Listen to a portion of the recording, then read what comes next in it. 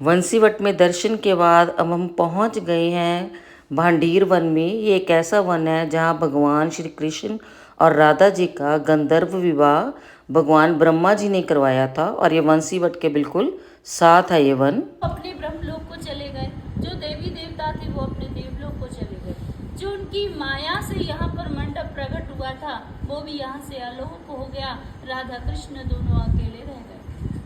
देखते ही देखते कान्हा जी फिर से बाल्य अवस्था में हो गए, जैसे लेकर आई थी गोदी में उसी अवस्था में फिर से हो गए।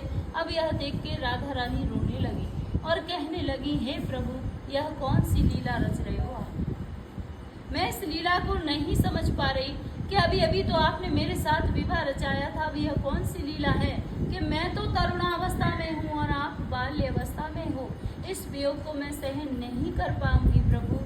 तभी आकाशवाणी हुई, तो आकाशवाणी द्वारा कान्हा जी कहने लगे, हे राधा रानी, जो तुम्हारा वास्तविक शरीर है वो तो हमेशा यहीं रहेगा भांडीर वन में, और जो तुम्हारा छाया रूपी शरीर है वो तुम्हारे महलों में चला जाएगा, और मैं आपसे नित्य रात को यही मिलने आया करूँ।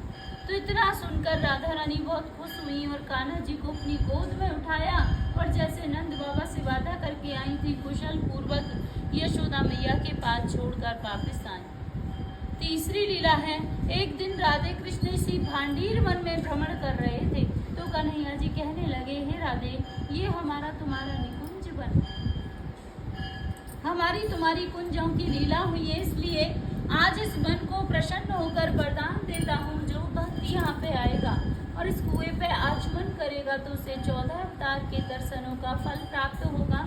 कुआ पे स्नान करेगा तो उसके जाने अनजाने के जो भी पाप हैं सब नष्ट हो जाएंगे। मंदिर में बैठकर कोई मनोकामना मांगेगा तो उसकी मनोकामनाओं को पूरी करूँगा। या फिर कोई भक्त यहाँ पर एक रात्रि निवास करेगा, कुआ पे स्नान करेगा और भांडीर बिहारी के दर्शन करेगा तो उसे गौलोक की प्राप्ति होगी। यहाँ भांडीर वन में बैठकर कोई चीज़ खाएगा तो उसे इंद्रलोक की प्राप्ति होगी, या यहाँ पे कोई गौदान करेगा तो उसकी 73 पीढ़ियों का उद्धार होगा।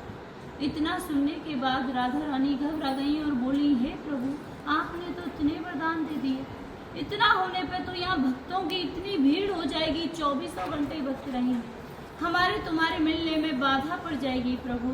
तो ठाकुर जी बोले, हे राधे, गोपनीय हो, ये मेरा गुप्त स्थान है, यहाँ पर हर कोई नहीं आ सकता। जिसके ऊपर मेरी विशेष कृपा होगी वही भक्त यहाँ पर आ सकता है, अन्यथा हर किसी को मैं यहाँ आने नहीं दूंगा। तो जब जिन भक्तों के ऊपर ठाकुर जी की विशेष कृपा होती है वही भक्त यहाँ तक पहुँच पाते हैं, नहीं तो बहुत से भक्तों को यहाँ के बारे में जानकारी नहीं है। तो ये एक विवाह का मंदिर है, तो यहाँ पर राधा रानी के कन्यादान का दान होता है। कन्यादान में जैसे साड़ी, श्रृंगार का सामान। तो ये वो कुआं है भांडीर वन में जिसमें मान्यता है कि अगर स्नान करते हैं तो काफ़ी पुण्य प्राप्त होते हैं। तो हमने भी स्नान किया यहाँ पे।